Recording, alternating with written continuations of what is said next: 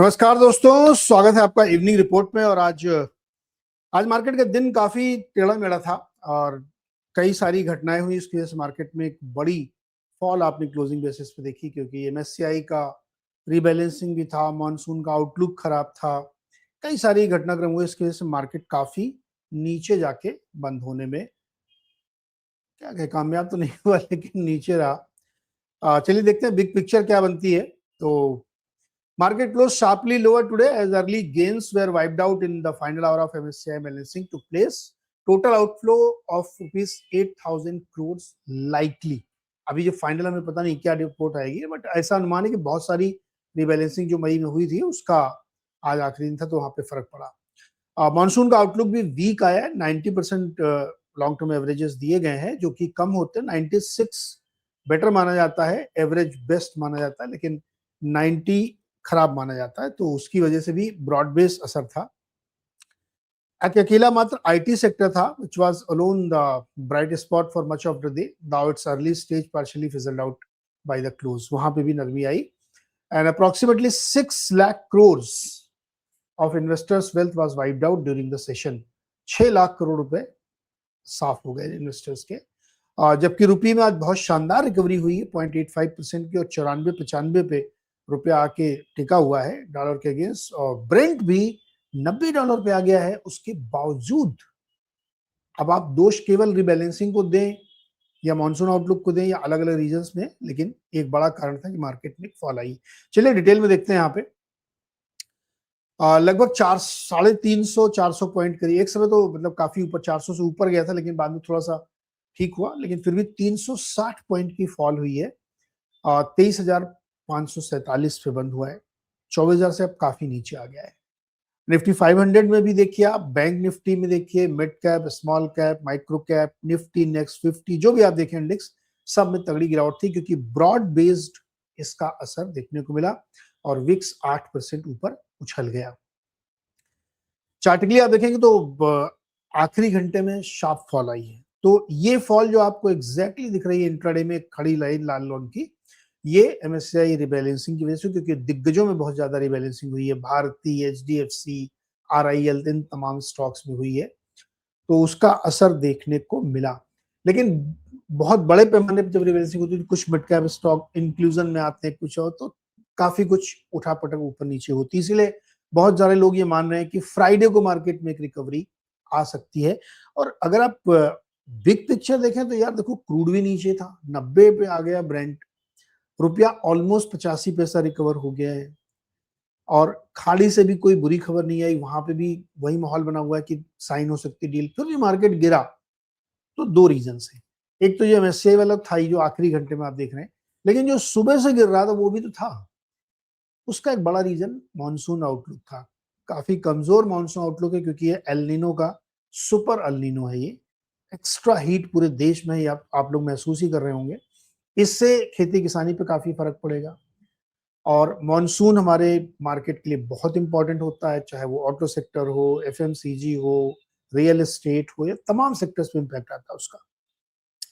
साथ ही साथ फर्टिलाइजर की जो सब्सिडी है, वो उसका बर्डन बढ़ता जा रहा है।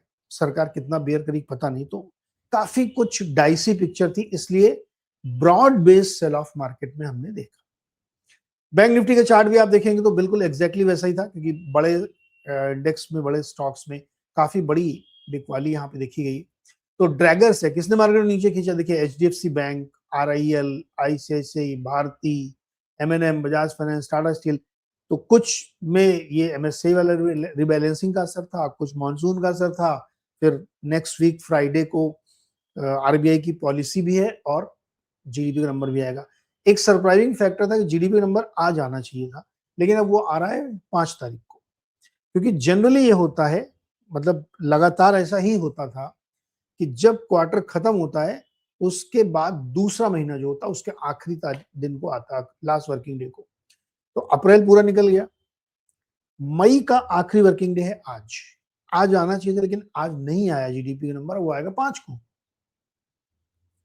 May be, I don't know the reason, but थोड़ा सा डाउट तो क्रिएट होता ही।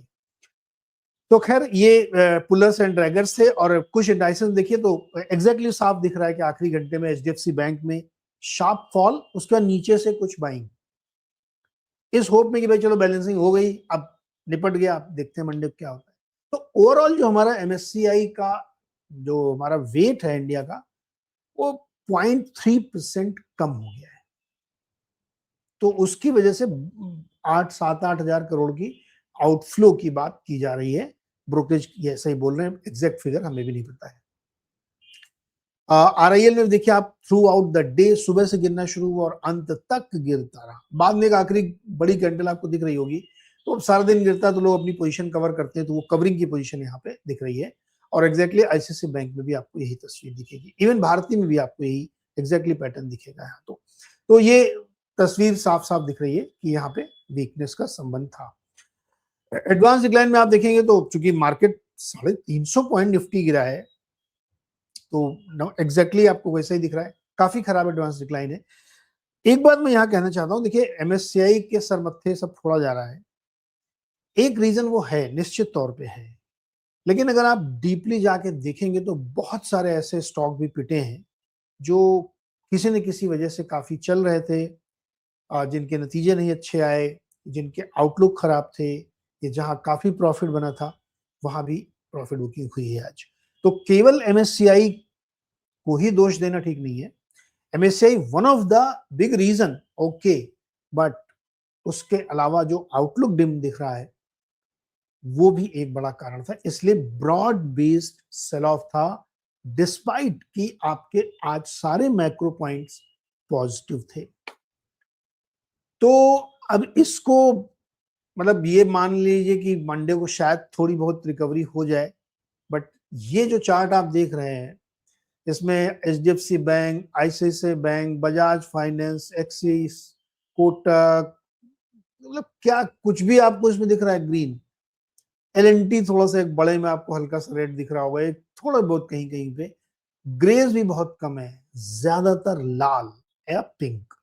तो काफी खराब मार्केट है।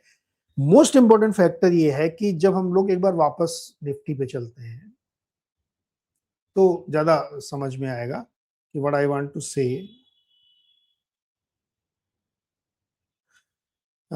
निफ्टी का चार्ट, रुक जाइए,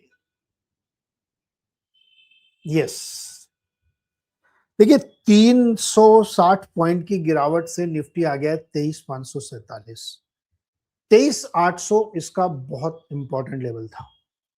पूरे हफ्ते इसने कोशिश की, एक दिन ये 24,030 पे बंद हुआ, उम्मीद जगी थी, होप कि शायद अब ये अपनी वो रेंज को तोड़ के नई रेंज में प्रवेश करेगा, लेकिन वो नहीं कर पाया। वो एक ही दिन के बाद लगातार 24,000 के नीचे था और उसके बाद अब फाइनली ये काफी नीचे आ गया है। तो एमएससीआई को रखिए अब एक साइड में, ये लेवल ये दिखा रहा है कि यहां से दोबारा 24,000 की कोशिश करना, वहां पे जाना बहुत मुश्किल और टफ हो गया इसके लिए, क्योंकि लेवल्स का अपना एक इंपॉर्टेंस होता है। और बड़ी बड़ी खबरों को अगर उसने 8,000 करोड़ की बाइंग पे आप पूरा मार्केट धो दिए, not only large cap, across the board, थोड़ी सी ये फ्रिजालिटी या वल्नरेबिलिटी या शैलोनेस मार्केट का दिखा रहा है। तो मुझे लगता है कि ये थोड़ी सी चिंता आप लोगों को रखनी चाहिए कि इंडेक्स ने उतना अच्छा रेजिलियंस नहीं दिखाया यहाँ पे, तो वो एक प्रॉब्लम थी यहाँ पे। तो ये हमने आपको चार्ट इसके दिखाई दिए हैं, एडवांस डिक्लाइन भी आप देख चुके हैं और हीट मैप। लूजर्स और गेनर्स में आप देखिए, मेटल इंडेक्स आज सबसे ज्यादा गिरा, 2% से ज्यादा। फिर auto, energy, Finserv, FMCG, pharma, PSU bank, सब में अच्छी गिरावट आई। निफ्टी आईटी एक समय ठीक प्रदर्शन कर रहा था, लेकिन उसके बाद वहां पे भी बिकवाली, वहां पे भी लोगों ने पोजीशन छोड़ दी, बहुत मामूली सा आधा % देखिए बच के आया। विप्रो की एक खबर आई थी कि उन्होंने एक टाई अप किया है जिसकी वजह से काफी हुआ, तो थोड़ा चला, लेकिन शाम तक वो भी ठंडा पड़ गया। तो आईटी को आप मतलब, अब आईटी देखिए उल्टा चल रहा था, आज रुपया मजबूत हो रहा तो आईटी चल रहा है, ये कोई लॉजिक नहीं बैठता। लेकिन आज मार्केट सब तरफ वैसे ही माहौल था, तो ट्रेंड निकालना बड़ा मुश्किल। लेकिन जो एक बेटर ट्रेंड इसमें निकल के आ रहा है कि मार्केट के लिए अच्छे संकेत तो अभी हैं, पर लेवल्स टूट गए हैं। आप देखिए गोल्ड और सिल्वर कुछ खास मूवमेंट नहीं वहीं पे है। ब्रेंट देखिए आप $91, $90 में आपने सोचा था कि ब्रेंट आ जाएगा, झटके के साथ नीचे आया है। 26 तारीख को उसकी एक्सपायरी खत्म हुई और वो एक MOU है जिसपे पता नहीं ट्रम्प जब कब साइन करेंगे, कब करेंगे भी कि नहीं करेंगे ये भी नहीं पता, वो उसकी वजह से अटका हुआ है। और WTI 87 पे चल रहा है। आप देखिए रुपया 94 में है, लगभग 85 पैसे ये मजबूत हुआ है। कल ये 95, 60, 70 तक चला गया था। कल तो छुट्टी थी लेकिन क्लोजिंग बेसिस पे आप देखेंगे तो आज सुबह से हम लोग यही डिस्कस कर रहे थे। बॉन्ड यील्ड हालांकि नहीं हिली, वो 6.98 पे स्टिक कर गई। तो काफी अच्छे संकेत के बावजूद मार्केट में एक प्रेशर देखने को यहाँ पे मिला। सो कुल मिला के आप ये कह सकते हैं कि आज का जो इवनिंग रिपोर्ट है वो ये सजेशन दे रही है हमें कि MSCI के इम्पैक्ट के साथ साथ दूसरे फैक्टर्स भी एट प्ले थे और मार्केट को उसने नीचे किया। काफी अहम लेवल टूट गए हैं। अब मंडे को क्या ये रिकवरी होगी पता नहीं, क्योंकि पिछले अगले 2 दिन काफी इंपॉर्टेंट हो सकते हैं, कोई और फैक्टर भी सामने प्ले अप हो सकता है और नेक्स्ट वीक इवेंट भरा वीक भी हो सकता है। तो देखते हैं क्या होता है इसमें। और वैसे भी अपने यहाँ मार्केट में गिरने का बहाना चाहिए, बाजे में MSCI बहाना था गिरने का, मॉनसून था बहाना गिरने का। तो कुल मिला के एक खराब जिसको कहते हैं क्लोजिंग हमने आज दी, जो कि अच्छी किसी हालत में नहीं की जा सकती, कारण कोई भी हो। मतलब जिसको बहाना कोई भी आप रख लीजिए, बट मार्केट अच्छा नहीं दिख रहा था। तो फिलहाल इवनिंग रिपोर्ट में इतना ही। और हमने बताया था कि FI डेटा बहुत देर से आता है तो मैं उतनी देर इंतजार नहीं करूंगा, इसको मैंने जल्दी बना देता हूँ। FI का हम लोग मंडे मॉर्निंग डिस्कस करेंगे, उसमें ये आउटफ्लो वाला नंबर भी शायद शामिल हो जाएगा। तो लेट्स सी कि क्या निकल के आता है। थैंक यू सो मच आज के लिए। हम लोग मंडे सुबह फिर आपके साथ जुड़ेंगे, तब तक के लिए बहुत बहुत शुक्रिया। और वीकेंड में सुनील और सर्वेंद्र के शो जरूर आएंगे, देखना मत भूलिएगा। Thank you.